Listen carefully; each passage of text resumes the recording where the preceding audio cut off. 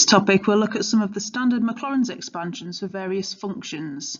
These expansions give a polynomial approximation to a function. We'll also look at which range of x values each expansion is valid for. Maclaurin series is sometimes used to calculate an approximation for a function by taking the function and modelling it as a polynomial. Now, these polynomials are infinite, they have an infinite number of terms, so we would use the first few terms of a series to give an approximate value for that function. Later on in the course, you will look at how these functions can be derived, and you will look at the general form of a Maclaurin series. But for now, we're just looking at specific cases. The first one is the Maclaurin series for sine x. This is calculated by following the pattern x minus x cubed over 3 factorial plus x to the 5 over 5 factorial minus x to the 7 over 7 factorial, and so on. You can see here that there's several patterns going on. For example, the power of x is going up by 2 each time, so we've got the odd powers. The sign is alternating between plus and minus. The denominator, we have the same number as the power, but we're using the factorial function. Remember that n factorial means n multiplied by each of the numbers less than that. So for example, 5 factorial will be 5 times 4 times 3 times 2 times 1. The second expansion is for cos x. This is similar, except that the powers of x are now even. The factorials are also even, and we also have this plus minus pattern emerging. The third one is for the e to the x function. This expansion has all of its terms positive, and the powers of x go up by 1 each time. We still have a factorial function coming in, so we have 1 plus x squared over 2 factorial plus x cubed over 3 factorial, and so on. And finally, we have a natural log function. Now, this is natural log of 1 plus x.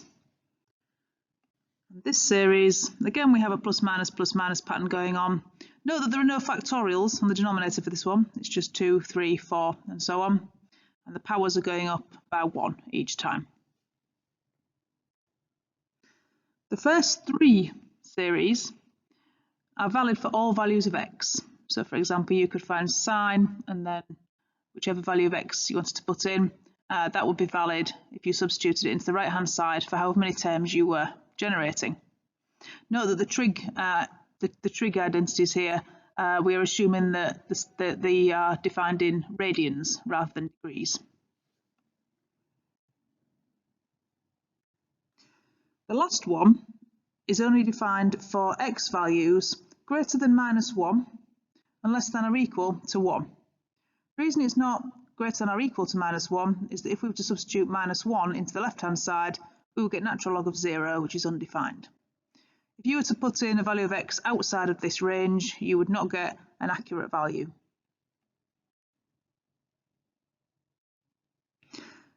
These functions are given to us in the formula book.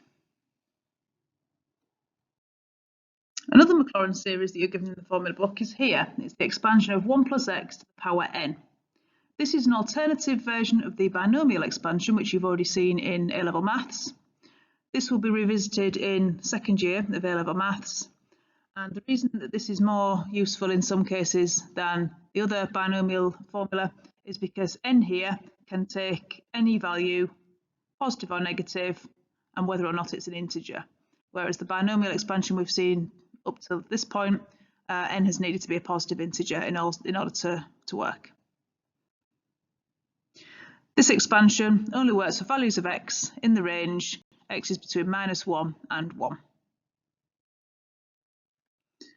So we're going to do an example. We're going to find the first 4 terms of the Maclaurin series for natural log of 1 plus 3x.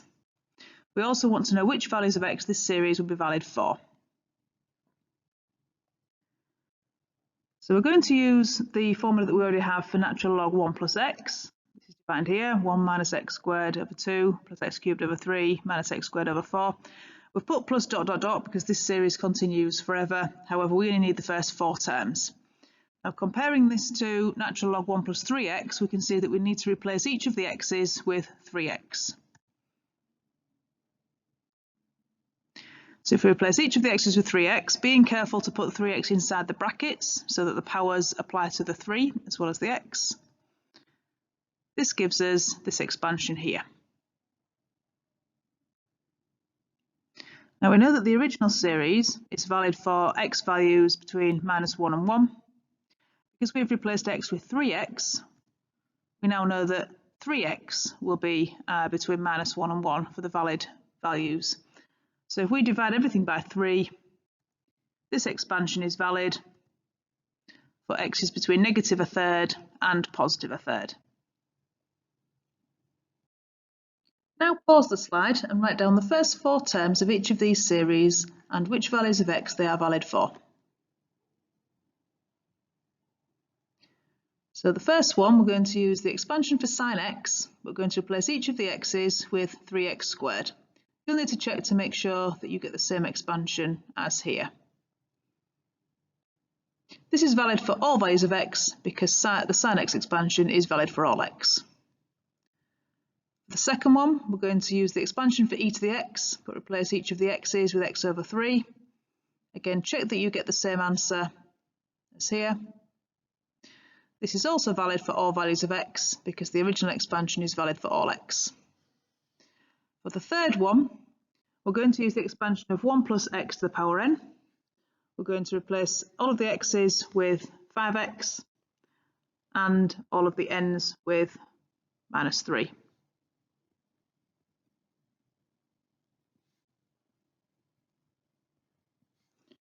The expansion we get is here.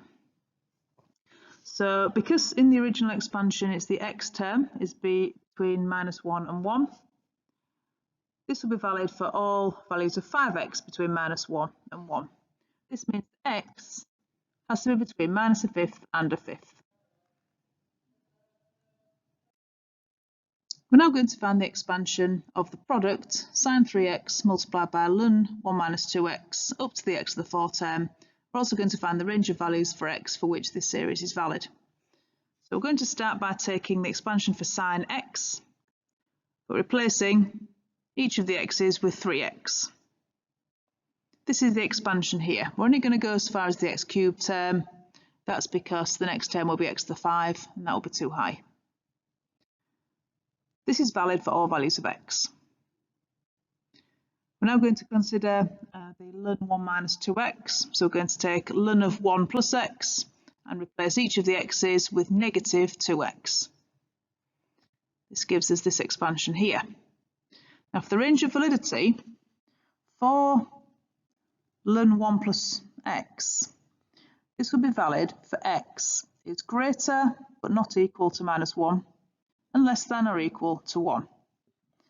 Because we are considering ln of 1 minus 2x, -2x is now going to be greater than -1 and less than or equal to 1.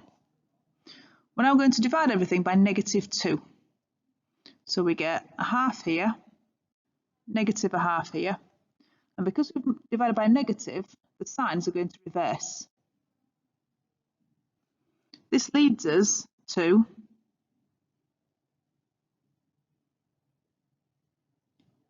this range here. So you can see now that the signs, the less than or equal to and the less than, are on the other side to what we would have perhaps expected to begin with. So x is greater than or equal to -1/2 and less than 1/2. We can also check this makes sense because if you were to substitute x equals 1/2 in, you would get ln 0, which is undefined. We're now going to multiply these terms together, and we're going to reject any terms that are higher than x to the power 4. So we're going to start by doing 3x multiplied by each of these terms until we get to this last term, because 3x multiplied by -4x to the power 4 would give us a power 5 term, so we don't need that last term. We're then going to do -9x cubed over 2 multiplied by each of these terms, but actually it's only going to be the first term it will need multiplying by, because any of the other terms would give us a power higher than 4. So these are the 4 terms that we get that are less than or equal to a power of 4. Simplifying this down gives us an expansion of minus 6x squared minus 6x cubed plus x to the 4. We now need to consider which range of x values this is valid for. So part of this was valid for all x, but the other part was only valid for x between minus a half and a half. We need to take the smallest of these to make sure that both functions are included. So the smallest of these two, the overlap where both are valid,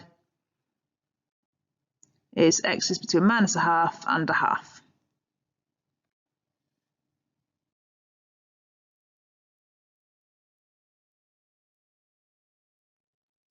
Now complete exercise 11D on page 250.